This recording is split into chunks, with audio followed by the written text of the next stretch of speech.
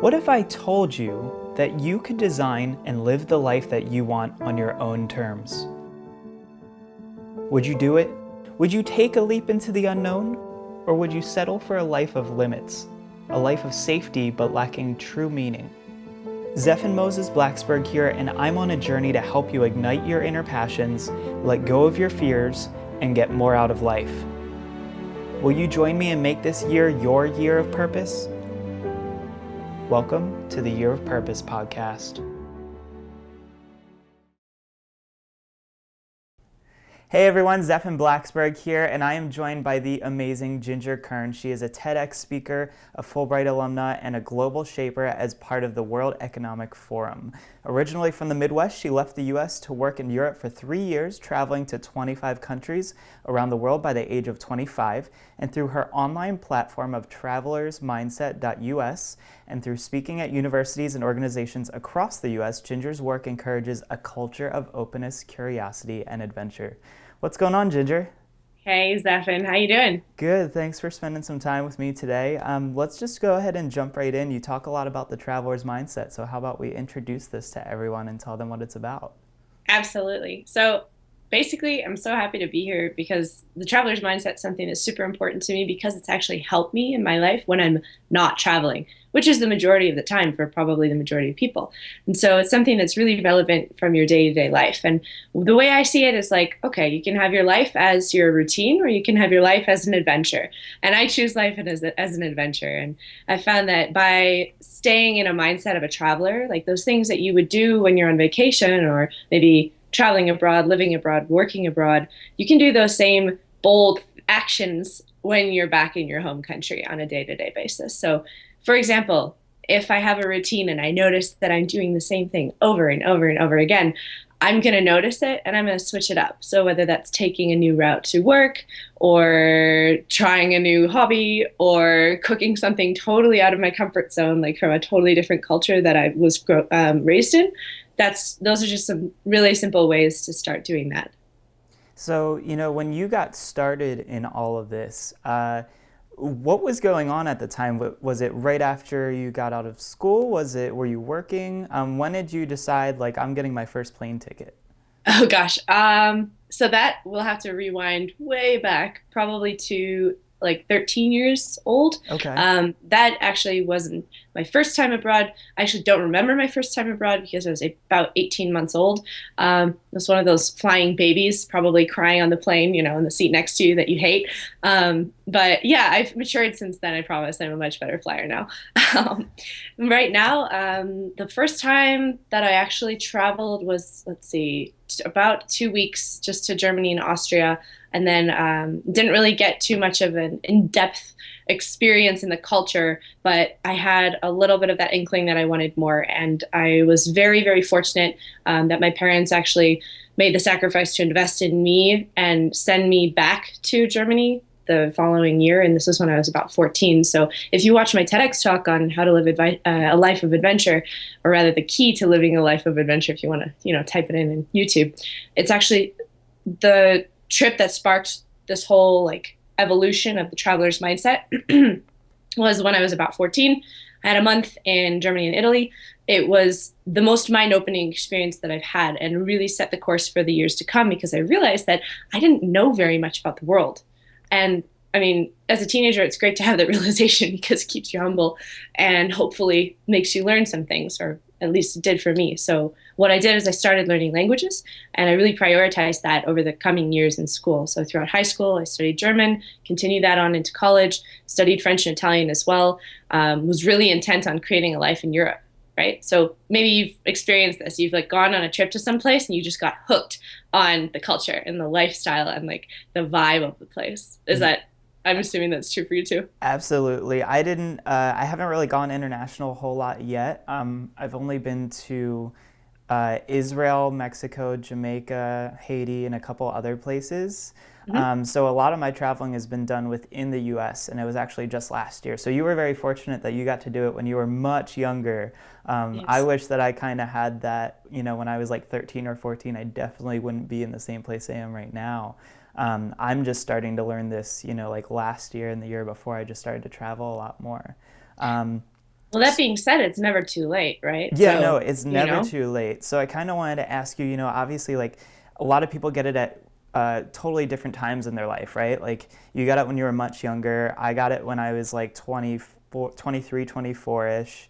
And I started to travel and I came back and what did I do? I started planning my next trip. Like home yeah. didn't really feel like home anymore. And it was like the weirdest thing in the world to get home and be Mm, like, man, like I have to go food shopping now and I have to like do laundry and household chores and things. Like it's so weird. I have to like make my bed and it's just like it's so different because I was used to like crashing on people's couches and just kind of like going from place to place and mm, it was odd to have a room with all of my stuff in it and like this was my private area because I was so used to like sharing areas with other people. nice. So what I guess I'm trying to figure out how to phrase this. What should people do when they kind of get that itch of curiosity and they've kind of settled into a life? Because, obviously some people are like maybe they're in school and they're on track to get a degree. Sure. Maybe some of them have a business or even a family. Like, how should we kind of approach this want or this desire to, learn more and figure out what's out there? Without saying, all right, see you guys. Like, what if I have Peace kids out. and a wife and I'm just like, all right, peace out. Like, I'm out of Right. here. Right. How should we go into that, in all aspects with our relationships with others, with our relationship with ourself, and how do we prepare? Great questions. Okay, so lots of questions there. First thing to think about is workability. So I myself, like totally transparent right now, I am not the expert on family travel because I don't have a family. So Mm-hmm. from what I've heard from my friends who are travelers who do have families, it really is a point of making it a point to prioritize the travel. It's really like it's ingraining those values in your children at a young age and thinking about that as an investment in them rather than like a detriment. Oh, you're pulling them out of school for a week or 2 weeks. It's like actually turn it around. It's you're investing in them as a really empathetic person in the future who can step into other people's shoes from different cultures. And obviously now with all of the internet and everything that's going on business wise globally, everything is connected. When your children grow up and are in a working world that is completely diverse, they're going to go back to those experiences they have as children and really value them even more because they learned so early on how to relate to people of different cultures and how to communicate in different ways as well. So thinking about it not as a detriment or like oh, I'm wasting time or I'm spending too much money or whatever. It's like actually an investment for you and for them, especially for the kids.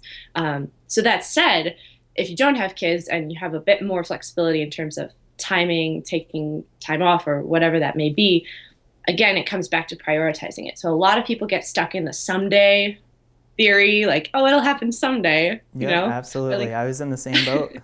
oh, really? Were you? Oh, Yeah, gosh. I just always was a dreamer. I Yeah, get so many ideas all at once. So it's like, oh yeah, eventually I'll do that one. And I just want to do everything at once. So I kind of totally. have to be in that someday mentality, but I also have to hold myself accountable to make sure I get, this one done and this one done because I know I'm going to do that one, just not yet. Exactly. Yeah. And that could be someone like a student, for instance, who's, going to graduate and isn't sure what they're going to do after graduation. They have so many ideas, so many Right. plans. And one thing that I like to think about is like, okay, what is the person that is you in 3 months going to think or be or feel or act, how they're going to act after the 3 months of traveling versus 3 months of working a corporate job straight out of college, for example? Like what can you do now so that your future self actually has like really enriching, fulfilling, awesome, adventurous memories to look back on and always get that like burst of joy from. So it's just another thought Yeah. on I mean, that it's really matter. about the experience, right? Definitely. And Yeah. it's like scientifically proven, right? Like if you have a life full of like excellent memories, you're just going to be happier on a day-to-day basis anyway. So you might as well take the investment or take the time and make the investment in yourself early while you have that flexibility and then have those memories forever, Exactly. barring like brain trauma from an accident or something, Yeah. like ridiculous circumstances. But those are things that you really can carry with you and hopefully also share with others as well. So yeah. Those And would be my if thoughts. and if the brain trauma was from like, parasailing in Brazil or something nuts, like at least people can tell you the story and you'll be like, yeah, I forgot everything, but at least I have this really cool story about how I forgot everything. True. Yeah, you And you'll probably find out had that you were a really cool person afterwards. You won't remember it, but you'll know, and then you'll feel really good about it. totally. And you might even have really awesome GoPro footage from it too. Right, right. So let's hope for no injuries while you do this. But obviously, along with not only traveling, but just making life-changing decisions, we talk a lot about stepping outside of your comfort zone. I've actually been reading a lot now online. If you read Reddit at all, there's a subreddit called Solo Travel, and it's all a section about people who travel alone. Mhm. And traveling alone can be amazing, and some people like traveling in groups, and they should really try out both.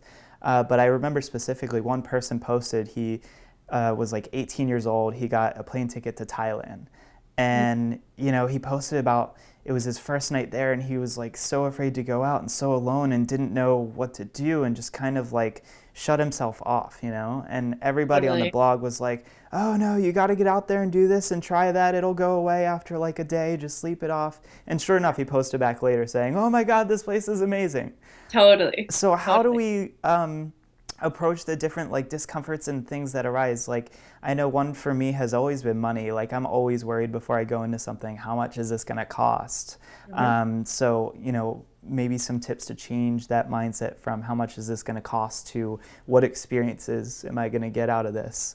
Yeah, for But how sure. do we move out of that comfort zone and try things that, yeah, maybe it is expensive. Maybe you do spend a Yep. lot of money on it, or maybe you do have to meet random people who don't speak the same language as you. Those are awesome questions. I'm so glad that you brought up the story of the guy in Thailand because I was actually just talking to a friend of mine yesterday about this, where, for instance, he actually was in India for the first time and it was completely overwhelming. I mean, he stayed in his hotel hostel room, I think it was, for Hmm. literally 10 days. And he realized at some Oof. point, like, he's going to have to go outside and get food. But he didn't want to deal with the traffic and the people everywhere and the noises and the smells and just the chaos that is Mother India, so to speak. I personally haven't been yet, but this is coming directly from him that actually he realized that like to feed himself, he just had to go outside, and that once he did, and if he acted like he knew what he was doing, and this is really the key, is like a lot of travel. If you're uncomfortable, just pretend that you're comfortable. Like try that on like you would a new coat that doesn't quite fit right. Like try on pretending to be comfortable in the scenario that you're in. And you'll find more often than not that actually after 10, maybe 20 minutes of just walking down a very crowded street with a purpose, just with a direction, just pick a direction, go, just go.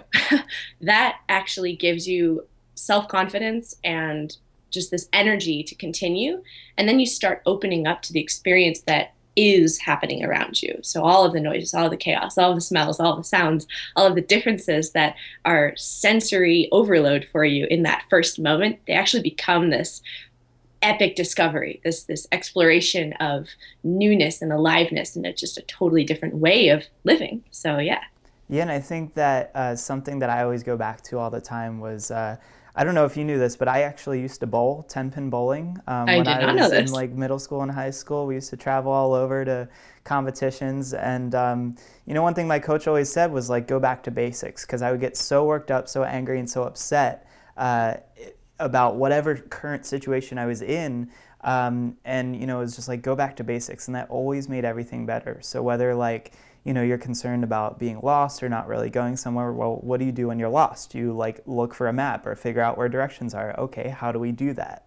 So you start to like create these processes that get you to where you need to be just by thinking differently. So it's like, I feel really uncomfortable going outside because I don't know how to talk to these people and I don't really know where to find restaurants. Okay, well, how do we do that normally, and just like go through the steps and the motions. And it's like, well, how do you Totally. find food normally? Well, a lot of us pull out our phone and go on Yelp or something like that, but like Sure. you ask people, right? So like maybe Right. it's as easy as going down to the front counter and being like, how do I get food? And Everyone understands hand I'm gestures, so pretty sure use the people get hand that. gestures. Oh, I think you had a story absolutely. about that. Well, let's see. I actually, Okay, I can tell you a little bit about we're going back to Thailand coincidentally. So I lived there in for about 5 weeks in like the end of 2013. I was in a city in northern Thailand called Chiang Mai. Beautiful place, highly recommend it. It's gorgeous. It's like right outside of this mountainous, jungly national park, and it's just very cool. So check it out if you can. It's a tip from me. I was there and I was living in an apartment and just downstairs and around the block, maybe, yeah, a block and a half away, there was a road full of street vendors. And on my first days there, I didn't know Chiang Mai, I didn't know the place, right? And I had used the internet in the apartment to kind of figure out, okay, like where are the mall areas or like where are the touristy areas? And I just decided like I'm not going to go there yet. Like that would be the easy way, you know? And that's not worth it to me because I'm not necessarily going to get like what the normal everyday lifestyle is. And so I just decided to like go downstairs, walk outside, walk around the block and see what was there. And what did I find? I found these street vendors and they were selling fresh fruits. They were selling fried eggs, omelets, some smoothies, chicken, all sorts of things. And like that's one thing that you can just literally go up to a stand, point, maybe whip out your Lonely Planet language guide, figure out how to say how much. Those are two words in any language, like very simple, right? And most people will just help you, and they're just average people. They're not trying to scam you. They know that you're new there. Obviously, you're probably also you look radically different than they do, so they just know that you're a foreigner. Yeah. And again, most people won't try to scam you. So people have a lot of fear around that. It's like, oh no, like what if what if they take like double the money for it? Like sometimes they will, and that will happen. But in terms of like Thailand itself, I found that it's a very friendly country.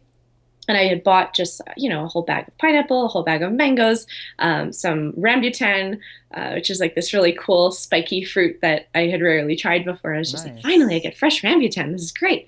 Um, and it all cost me like $1.50. That's And awesome. I started learning words, right? So I would point at something and say, how much in Thai, taurai. And then they would say, the number, and I'd give them the money. And then they would say, oh, like this is coconut. And I'm like, oh, okay, coconut. And I was just like a baby. So pretend that you're a child and it's okay to be a child. I think we get so caught up in wanting to be right all the time and wanting to do things perfectly. And that's just not possible when you travel. You're so out of your element and everyone around you knows it too, right? So you might as well just take that, go with it, and be out of your element and be that sponge, be that child. Go back to that traveler's mindset and just be open to the experience as it's happening instead of trying to make it right. And I'd imagine that it really brings you into the moment and being present as opposed to, here I'm so used to like, I go to the same supermarket, it's like 2 miles from my house. I'm used to this routine, and I think that you become a lot more focused on the things going on around you when you're thrown into situations like that. But I think that you're also going to enjoy and experience way more traveling as opposed to, staying here and staying home. Mm, And definitely. this was something that we saw. I just went on a road trip, a 3,000-mile road trip around the country. I came back from traveling for a whole month and I was like, all right, I can't do this anymore. I got to go out again. And the one thing I realized, I was like, every new city we got to, well, what do they have? There's a Panera, there's a gas station, there's a Chick-fil-A, there's a 7-Eleven. Like everything is here and we're so used to what's going on. So it's great to go to a place where you know nothing, like you can't even read the signs, you don't even know what this Totally. place is, like you think they have food but it's like a hair cuttery, like Yeah. and so it's really cool to be able to do that, and I think that that's the type of experience that a lot of us are craving and looking for, and we really do have to put ourselves outside of that comfort zone in order to get it. But once you're there in the moment, I think that you don't really feel uncomfortable anymore. You're just kind of there taking it all in and just being there. Yeah. um, And more than that, you get to laugh at yourself. yeah, Like you just get seriously. to laugh at how silly and just how ignorant you are. Yeah, I mean, we're also serious here all the time, and Totally. it's like people get pissed off about being in traffic, and then you could be in like India and you could laugh at how crazy these drivers are because they're totally insane over there. I'm actually excited for that because I think I might be going there at the end of this year. I'm working Oh, on, awesome. my friend is getting married there, so I might go and Nice. check it out for the first time. That would be beautiful as well. I mean, Yeah, again, like those yeah, cultural absolutely. celebrations, totally. I'm super stoked for that because that and you get like the family home cooked meal, and at least like you're a little bit familiar with the family because you know the one person. So For it's sure. a way to like travel and feel at least a little bit more comfortable if you're worried about where you're gonna lay your head down at night. Definitely. Actually, you bring up a great point that I kind of want to riff on for a second. So a Yeah. lot of people they get scared because they feel like, "Oh, well, I don't know anyone there. Like I can't go there because I don't know anyone." And my number one tip, especially for beginner travelers, is to contact locals who are like in that city or in that country or wherever you happen to be going before you even like get on the plane and build the Nice. relationship with them. And some people might ask, "Okay, well, how the heck do I do that?" And there are a couple of ways. If you already have a couple of international friends, or even just like if you have a lot of friends on Facebook, just give it a shot. Type in, friends of mine who live in, and then insert the name of the city. Hmm. Because you never know where all of those friends from the past have moved to or where they've recently visited. And that's a great way to just start reaching out to your own already established network to see, okay, Hmm. who's on the ground? Or if they're not there now, who has been there? And maybe I can just shoot them a message and say, hey, like I'm planning on going to, I don't know, Chennai, India, since we're talking so much about India. And I saw that you went there, I saw your photos, like just kind of wanted to ask you a couple questions and whatever. And most people, they're so happy to help because they want you to have a good experience too. So that's like my number one tip. Besides Facebook, like if you don't have people in those places, then try couch surfing. You Hmm. don't even have to surf on someone's couch. You can literally create a profile, post in a group that's associated with a city or a country or a region, and then, ask for help or message people who are locals in that city and meet up for a cup of coffee or a tea or an adventure. Who knows what it might be? But those are just, I mean, couchsurfing.com, that's the platform that I'm referring to. Yeah. You can include that in the links. Totally, totally recommend it. But those are some ways that, I mean, you can really get into a network of completely new people who will help you.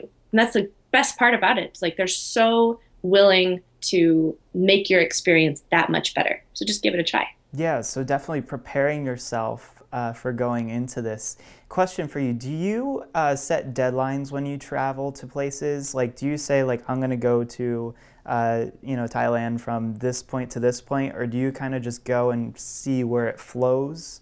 Um, I you do know, set deadlines, yeah. But I don't, I mean, like I would set a deadline as in I'll buy a round trip ticket. I've only once or twice, I think, bought a one-way ticket. okay, Um, and yeah, so buying a round trip ticket is actually great. And that's like your framework, right? That's your container for your trip or your time that you're living in some place or working in some place. And then what you do with that time in between, that's where I like to be a little bit more flexible. So some people get hung up on like the itinerary, right? The hmm, planning, the logistics. Oh my gosh, it's so stressful. How can I do this? There's just no way that I'll know like day to day what I'm doing, but I'm too afraid not to plan because what if something happens or whatever. And I found that in my experience, the not planning within that container is actually really nice for nice. flexibility's sake. So you might say, okay, well, I'm going to Germany and I want to hit three cities and I have, 2 weeks. Okay, great. So I'm going to spend approximately 4 or 5 days here, and then I'll book a train. And trains go every day, especially in Germany, because it's a Hmm. place that's very well connected, extremely good transportation system. And I'm going to spend another 3 to 4 days here, and then the rest of the time in the third city. And those are flex dates, right? Like if you really love Berlin, then give yourself permission to stay longer in Berlin. Like you're going to have an epic time. And if you Yeah. miss out on Hamburg or Munich, like it's only a couple days difference anyway. And if you're having a good time where you're at, then why change that? So we covered a little bit about, preparing for the trip, trying to get in touch with people who are already where you want to go, and a little bit about how, set a deadline for yourself from where you're going to start and where you're going to finish. And actually, some countries really hate to see people with one-way tickets because they get True. scared of like how long you're Yes. going to stay and what you're trying to do. Yes. So that's really Visa important. regulations are important to check out before you go, and you can find that on travel.state.gov. Awesome. So we'll definitely have to post that up for people to check out. Now, on top of that, another concern that some people have is security. Like in preparing for going to certain places, I went to Israel and everyone's freaking out about how, oh, they're dropping bombs, they're in a war, all this stuff. And like, I wouldn't have even known that there was a war going on when I was there. Totally. Other than which this is common for everyone who lives there, the soldiers are out in public in full force, sleeping on Machine their guns guns. inside the malls Right. like it's normal.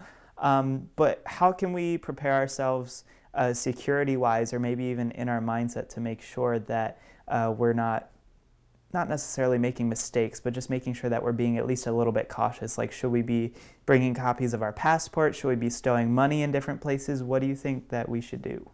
Okay, so again, lots of different questions in different areas. This is great.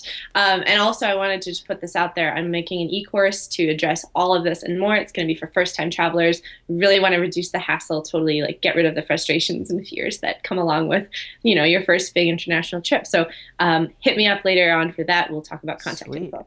So yes, to answer the passport question, copies of passports, things like that, just scan it, have take a picture of it with your phone, have an electronic copy sent into your email so that you can access it from anywhere. If you can carry, a copy with you, then like great. Obviously make sure it's in a different place than you would keep your passport. That's possible. And my big thing is like really travel as light as possible. For Mm-hmm. instance, when you're going out, especially if it's in a developing country, are you going out at night? Do you really need to bring your camera with you? Do you really need to have that big purse with you?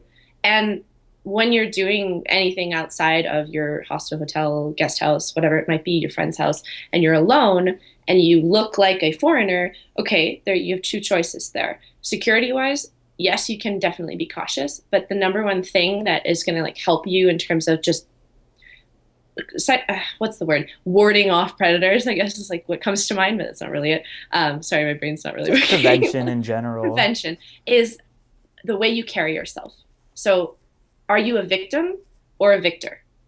And this is, again, it's just super simple. It's coming from your own confidence. So when you're walking down that street, are you walking with a purpose, especially if you're a woman? Or are you, kind of cowering already? Are you like hugging the wall of the building that you're walking next to? Are you clutching your purse to you? Are you looking around like you're scared? And you're like someone's going to rob you at any moment. Are you playing the victim or are you playing a victor who like has a purpose, knows where she's going or he's going, and is just willing to like walk, you know? Another great tip in terms of security and caution, if you're like uncertain about how something works, look around you and observe for a moment. Just stop where you are and observe how the locals are doing things. Because chances are, if you see patterns in that, that's how things are normally done. And if you Mm-hmm. can emulate that, if you can copy that, then you're not sought out as a target. You're not seen as someone foreign or someone who doesn't know what's going on or a victim. Again, goes back to that. So take a second for yourself. Just observe the situation, survey the lay of the land, and go from there. Does that make sense? Yeah, absolutely. I mean, it's kind of like just being street smart and just using common sense for the most part. Just being careful. You Exactly. don't want to put out that vibe that you're like scared of everything around you, because obviously people kind of catch on to that. So, Yes. just being a little cautious. So you've been to a ton of different places, something like 25 countries so far. Right. Right. What are you looking at, that you haven't been to? You said you haven't been to India yet. It's true. Where else do you really want to go, and where would you say people should go that you've already been to? Oh, okay. Great questions. These are fun. I am interested like for this year, like 2015, my Yeah, eyes are on Mexico, Colombia, and Turkey, but specifically Istanbul, which is very different from the rest of Turkey, which is why I wanted to like say that. nice. um, the reasons are totally different. I mean, Mexico would be mostly for fun, a little bit of learning involved. Colombia would be potentially to mentor a startup that's down there. And then Istanbul would be for speaking at a conference. You can actually probably check this out as well. It's called the What If Conference. Nice. Moves around the United States, and they're looking to take it internationally. So, yeah, that could be a possibility as well. So, as for places that I've been to that I really liked, obviously, Thailand tops the list since I've been talking about it so much. But other than that, I really, really enjoyed Switzerland, and I really like just am in love with New Zealand, even though it's so far away. So one thing that we haven't really talked about is dealing with really long flights, because that's another thing that keeps people from traveling. So Yeah. I can't handle this, right? It's like more than 8 hours in a plane and I'm just gonna die or explode or That was my implode, Israel you flight. It know? was like 11 or 12 hours, and I actually had a freak out. I actually had to go to a Right. doctor the second I got to Israel. Oh, Um, wow. What yeah, happened exactly for you? I just, I have a history of panic attacks. I hadn't had them in years, but being so far away from home, I took stuff to knock me out. I wanted to just try to sleep the plane ride off. Sure. So I take it, I fall asleep, and I guess I didn't take enough because I woke up like 2 hours into the flight, and on the screen they have like, here's New York and here's Israel, and the plane is like right Yeah. here, like just barely over the water. And I just start freaking out. I'm like, I thought I slept like through the night, that like we're gonna be there soon. And Uh, now I gotta sit here for like the next 10 hours doing that, like your head nodding off sort of thing, because I'm exhausted from this medicine I took, but I didn't take enough, so I can't fall asleep. So yeah, I just had a full-on panic attack and had to get anti-anxiety meds as wow. soon as I got there. But what do you do when it comes to the long flights? Well, first of all, it sounds really intense, and I don't know, I'm not sure how common your experience is, but I'm sorry that you had to go through it. That like really must have sucked. The people that I know who do long flights on a very regular basis, some of them choose to drink alcohol on the flights, like not gonna lie. That can be your choice as well to help you sleep. But I actually prefer just to drink a lot of water and tomato juice, as strange as that might sound. And then really like eat light meals, because for instance, like when you go to such a high elevation and you're changing elevations as well, your stomach, it's like a cavity full of air, right? So it's going to expand and contract as well.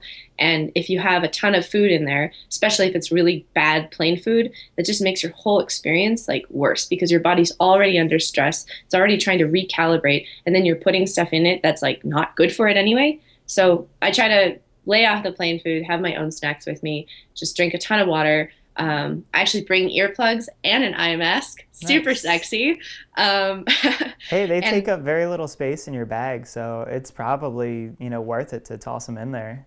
yeah, and it can make the difference between, a couple, maybe even 4 hours of sleep and no sleep at all, which, I mean, for anyone who has traveled, like that can be the difference in having a great first day in that new country or Yeah. having a terrible experience and just wanting to go home and quit right away. So, yeah, those would be a couple of my main tips. Other than that, bring some music, bring a book, do whatever you like to do. And this is probably because I'm a dancer, but I actually get up and stretch like Nice. on an hour to 2 hour basis. I just go into like, the little nooks in the plane that there's a little Yeah. bit more space by the bathroom or whatever. I'll just get up and stretch and, do some hamstring stretches, quad stretches, whatever. Stretch my tries. It Yeah. really does wonders, because you kind of get to like hit the reset button for the next hour and then go back to sleep. So, yeah, It's funny that you said you drink tomato juice because I used to think that I was the only person on flights who ever asked for tomato juice, and I don't know how I started that habit, but it's nice. actually like because I don't drink soda, so it's like the only Same. thing that I get when I get on flights. Totally. And I don't know It's why. delicious with the Yeah, pepper and the salt. You do the pepper and the salt. I don't do that, but Okay, maybe I'll start next time. you should try it. It totally brings out the flavor. Cool deal. Well, that's awesome. So now there's another person in the world who does that too, and I don't feel like a total weirdo for doing that. Yes, awesome. So you've been to a ton of different places. You've talked to so many people. And it's been quite some time since your first travel. You said when you were like 13, 14, that's when it first started. How would you say, just maybe in the last few years, that your quality of life has changed overall just by adopting this mindset and taking on, more travel and more opportunities? Oh man, I just got really happy when you asked me that, because I just thought of all of the people around the world that I am friends with now. I literally feel like I have a support network wherever I go. And if even if I don't know someone directly, I know someone who knows someone. So it's like the degrees of separation in my world are so small. And it feels like I'm basically supported by this huge net of people that are compassionate, awesome human beings rocking life and just wanting to help. And I think that's like the main thing that you get out of, if you the more that you travel, the more you see that like we're all really trying to get the same things in life, and most people are actually super helpful, super nice. It's just a matter of reaching out and giving them that opportunity to open up and be kind and share an experience with you. So for me, like my quality of life in terms of my community and feeling like I really have a global community of supporters, of friends, of even business partners or whatever that may be, they're everywhere. And I don't have to ever feel bored or alone or stranded or all of these feelings that, so many people might feel on a day-to-day basis. And it's just a really, really lovely feeling. And I'm so grateful for it. So yeah, thanks for asking that question. Yeah, It's yeah. really And so nice. you answered some stuff that actually is probably going to come up in the last question. I just want to kind of round it out. How do you derive purpose from all this stuff? How do you feel fulfilled by doing this? Because what I've noticed is all the people that I've talked to, I think the common trend is that we travel. And the idea of this podcast is really to talk about purpose and, living life the way that you want to. And I think that like probably 75 or 80% of us realize that traveling and experiences are a big part of that. So how do you define purpose and what makes you fulfilled in doing all this? Mm. So how do I define purpose? I think it's the feeling of aliveness, or I feel that I don't think I feel it, right? Like it's definitely just a feeling of being energized, of being activated, of of having like boundless, gosh, yeah, energy is just the word that's coming to mind. And that's when you've hit something that is good and you want to follow it and keep going with it and explore it and do more of it. And travel is one of those things. It makes people come alive, make me come alive a lot of times. Not to say that there weren't challenges, right? Mm-hmm. But also in the challenges, there's a chance to just push your edge and really get out of that comfort zone that we were talking about before. Um, what was the second question? I'm so sorry. Yeah, yeah, just about being fulfilled. Like, how do you gain fulfillment from all the things that you do? Knowing that everyone around me is actually probably wanting the same thing that I am, it's much easier to relate to people. And I get a lot of fulfillment out of relating to people and connecting with people. And so, what travel teaches you is, empathy, compassion, a spirit of adventure, curiosity is super important. Just that openness that comes with open mindedness, all of those things, they're actually fulfilling in your day to day life, even when you're not on the road somewhere.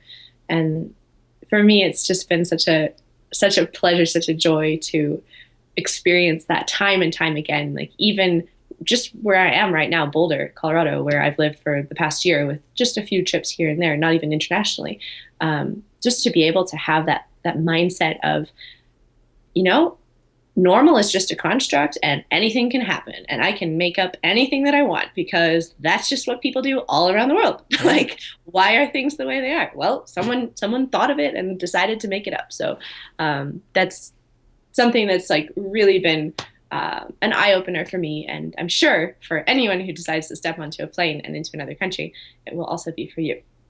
Awesome, awesome. I love it. Thank you so much for taking time out of your day to be here with me. You're in Boulder right now. Where do you think the next place is that you're going to end up in the near future? Headed to Um, anywhere? I am actually. I'll be in LA for the first time, so that'll be a culture shock. Woohoo! Next week for an event called the Archangel Academy. I keep trying to find out if it's Archangel or Archangel. Like English is We'll not have the to look best that one language up for and me, figure it out. So yes, LA. That's my next destination. Awesome. And where is the best place for people to find out? You mentioned a little bit about your e-course and your website address, and if you have a Facebook page, things like that. Where can people find you? Totally. So the website itself is just travelersmindset.us, traveler with one L for anyone who's listening from Canada, or the other, you know, double L countries around the world. And then in terms of the e-course, just hop on the newsletters. That's travelersmindset.us/newsletter, and I'll keep you up to date with the first launch. So right now we're in beta test, super excited, bringing some guinea pigs through it and refining the course itself. And pretty soon we'll have it available to those first time travelers who are a little bit nervous, a little bit on the edge, and just want to kind of do it, but kind of want to have a guide along the way. So yeah, join the newsletter. I'll keep you up to date. Otherwise, you can shoot me a personal email at travelersmindset@gmail.com. Good deal. Well, hey, thanks so much for being here, and we'll Totally. catch you later. Thanks, Stefan.